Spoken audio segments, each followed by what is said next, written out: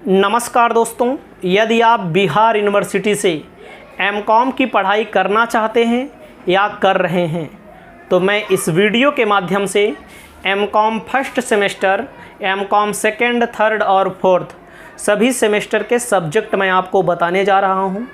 इन सभी सब्जेक्टों को अपनी कॉपी में पूरी वीडियो को देखकर नोट कर लीजिएगा। यदि आप एमकॉम की कोचिंग पढ़ना चाहते हैं तो हमारा मोबाइल नंबर आपको हमारे व्हाट्सएप नंबर पर मैसेज करना है और नाम मात्र के शुल्क में पूरा कोर्स देते हैं। एक आध चैप्टर में आपको फ्री ऑफ कॉस्ट भी देता हूं। और यदि आप डायरेक्ट जुड़ना चाहते हैं तो ऐप है प्ले स्टोर पर RK मौर्या कॉमर्स क्लासेज, आप डाउनलोड करके रजिस्टर करें। कोई दिक्कत हो तो व्हाट्सअप करें।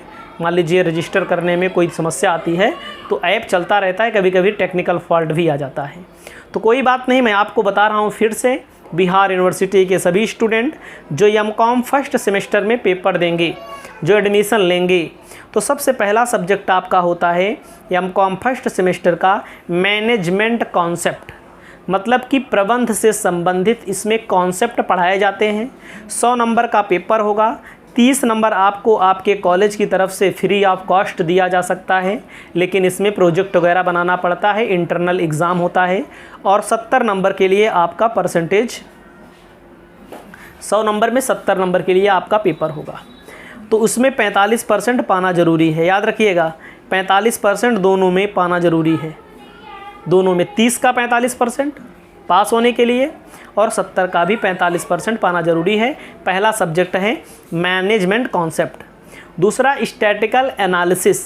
स्टैटिकल एनालिसिस जो होता है एमकॉम के सभी स्टूडेंट को पढ़ना अनिवार्य सब्जेक्ट है। आप इंडिया के किसी भी विश्वविद्यालय में पढ़ाई कर रहे हैं तो इस बात को नोट करके रख लीजिएगा कि स्टैटिकल एनालिसिस यानी कि सांख्यिकीय विश्लेषण। तीसरा होता है मैनेजरियल इकोनॉमिक्स। मैनेजरियल इकोनॉमिक्स को प्रबंधकीय अर्थशास्त्र कहा जाता है, ये भी अनिवार्य सब्जेक्ट है। और चौथा जो सब्जेक्ट होता है बिजनेस फाइनेंस। बिहार यूनिवर्सिटी के student management concept, statistical analysis, managerial economics, business finance का पेपर देने के लिए तैयार रहें। और एक पेपर जो होगा आपका जो प्रोजेक्ट से संबंधित होगा, एबिलिटी इनहेंसिंग कंपल्सरी इलेक्टिव, मतलब कि बहुत ज़रूरी है आपका। 4 सब्जेक्ट के अलावा एक सब्जेक्ट का और पेपर होगा, यानी कि फर्स्ट सेमेस्टर का जो पेपर होगा वो आपका 500 नंबर का होगा। याद रखिएगा बिहार यूनिवर्सिटी के स्टूडेंट के लिए। उसके बाद क्या दिया गया है सेकेंड सेमेस्टर में, human resource management, marketing management, financial management, उसके बाद corporate legal framework, management accounting, उसके बाद वही एबिलिटी इनहेंसिंग इलेक्टिव पेपर।